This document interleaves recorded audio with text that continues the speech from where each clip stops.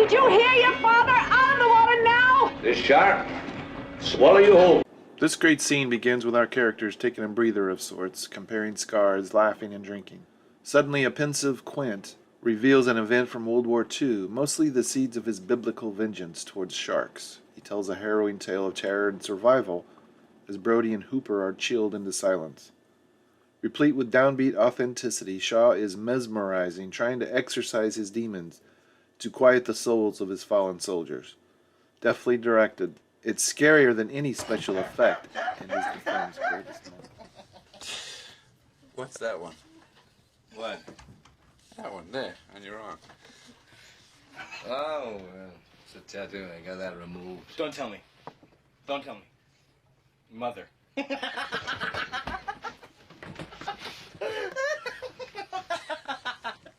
What is it?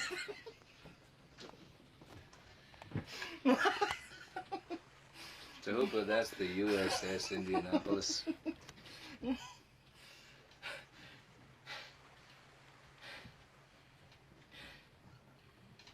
You were on the Indianapolis? What happened? Japanese submarine slammed 2 torpedoes into our side, Chief. He was coming back from the island of Tinian to Leyte, just delivered the bomb, the Hiroshima bomb. 1,100 men went into the water. Vessel went down in 12 minutes. Didn't see the first shark for about half an hour. Tiger, 13-footer. You know that when you're in the water, Chief? You tell by looking from the dorsal to the tail. What we didn't know was our bomb mission had been so secret, no distress signal had been sent.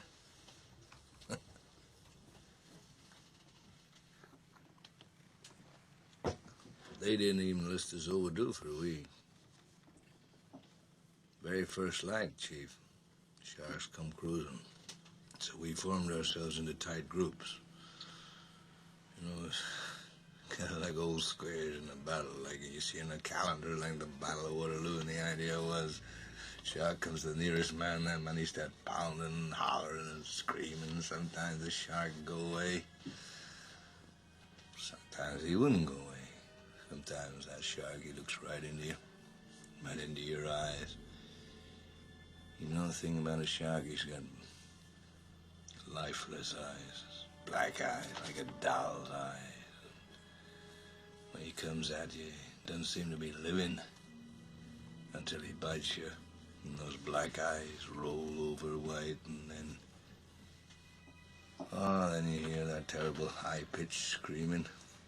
The ocean turns red, and in spite of all the pounding and the hollering, they all come in and they rip you to pieces.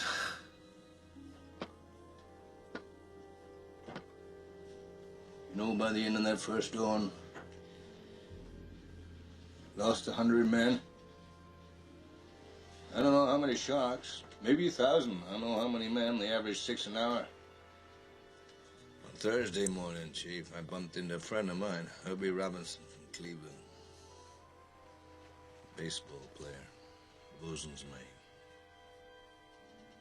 I thought he was asleep. Reached over to wake him up. Bobbed up and down in the water. It was like a kind of top. Upended.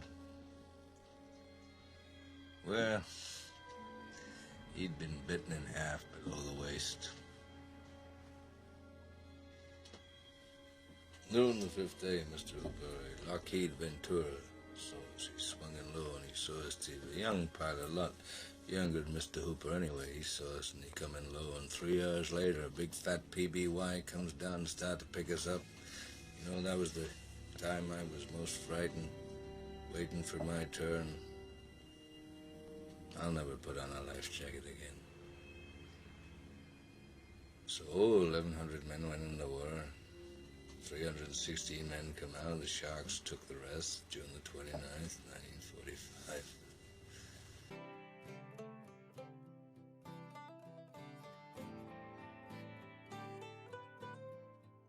This great scene showcases how music can bring people together, of all stations in life.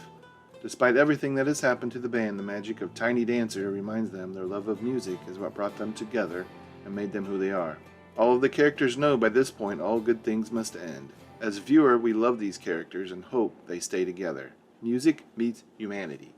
Wonderful film.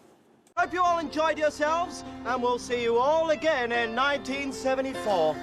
Good evening! Blue jean baby, LA lady, seamstress for the band, ballerina, you must have seen her dancing in the sand. Now she's in me, always with me, tiny dancer in my hand.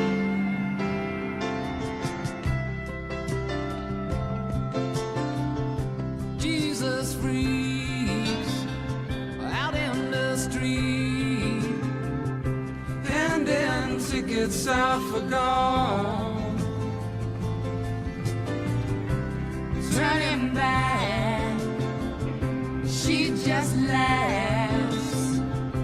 The boulevard is not that bad.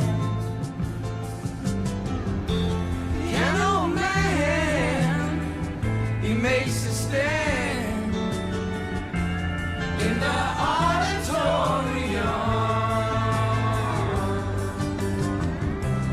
looking on. She sings her songs, the words she knows, the tune she hums.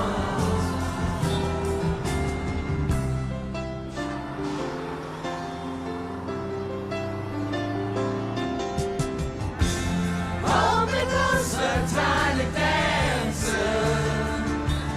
I have to go home. Count the headlights on the highway. You are home. Lay me down in sheets of linen. You had a busy day today. All because of time.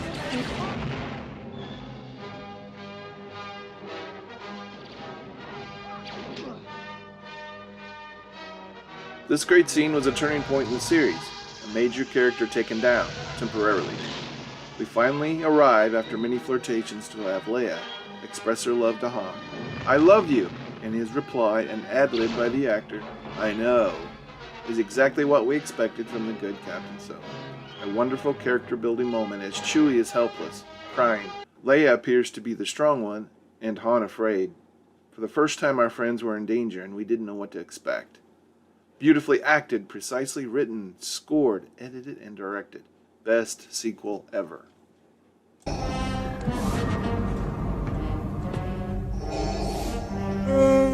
What's going on, buddy? You're being put into carbon freeze. What if he doesn't survive? He's worth a lot to me. The Empire will compensate you if he dies. Put him in. No, stop! What are you doing? Get us up! Kill me!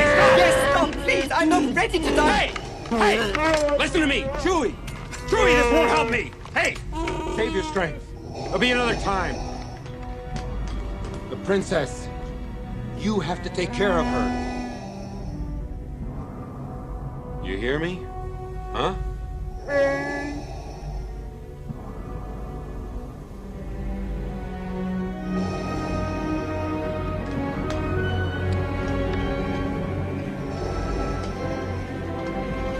I love you. I know.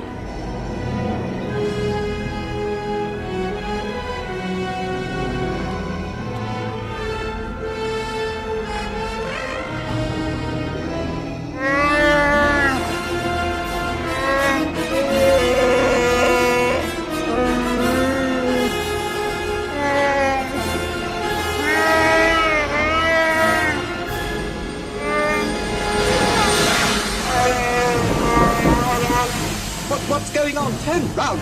Chewbacca, I can't see.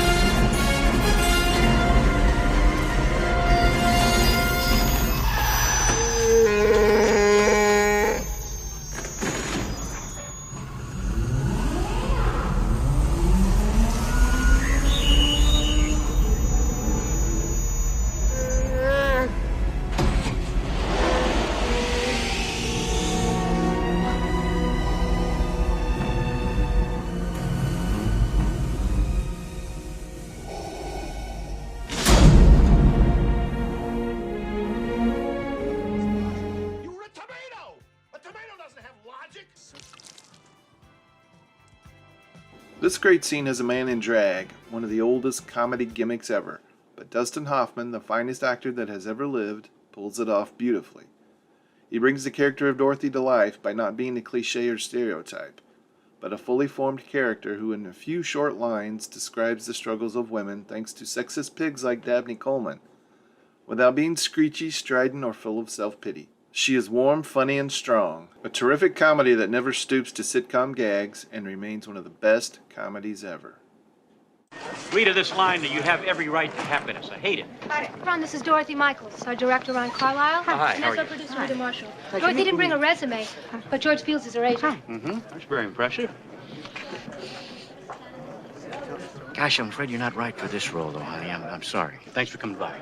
Page 285. Do you want camera 1 or 2 on that? Camera 2, and tell Art about that. Why am I not right, Mr. Carlisle? Well, I'm just trying to make a certain statement here, and I'm looking for a very specific physical type. Mr. Carlisle, I'm an actress. I'm a character actress. I can play this part any way you want. Honey, I'm sure that Why you're a don't you very, give me an very idea good what you're actress. looking It's just for? that you're a little bit too soft What? and genteel. You're not threatening enough. Not threatening enough? How's this? You take your hands off me, or I'm gonna knead your balls right through the roof of your mouth. Is that enough of a threat? To start? Yes, I think I know what y'all really want. You want some gross caricature of a woman to prove some idiotic point, like power makes women masculine, or masculine women are ugly. Well, shame on the woman that lets you do that, on any woman that lets you do that. And that means you, dear. Miss Marshall, shame on you, you macho shithead. Jesus. What is idiotic about power making a woman masculine? Not that that was my point.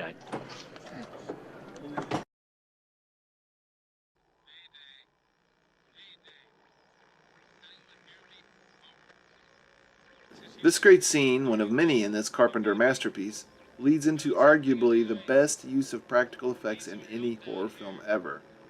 It's inventive, sickening, gloriously unhinged, convincing, scary as hell, masterful. The characters have no clue what is happening at this point and react accordingly. Chaos, torching the alien bastard, an incredible ensemble cast, brooding score. Unjustly maligned at its release, but its stock has risen enormously since. One of the finest remakes ever. Clear! Clear.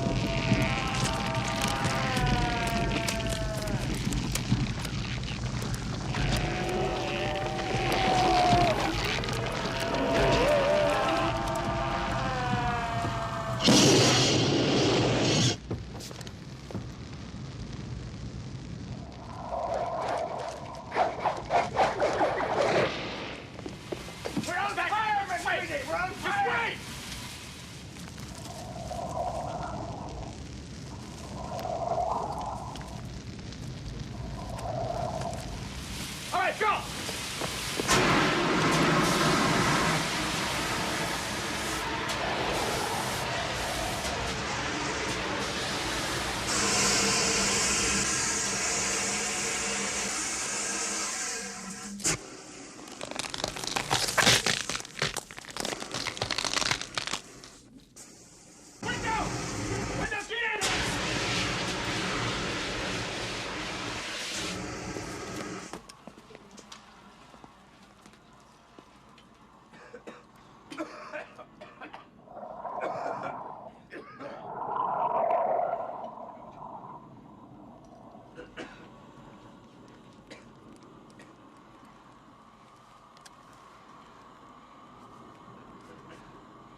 You gotta be fucking kidding.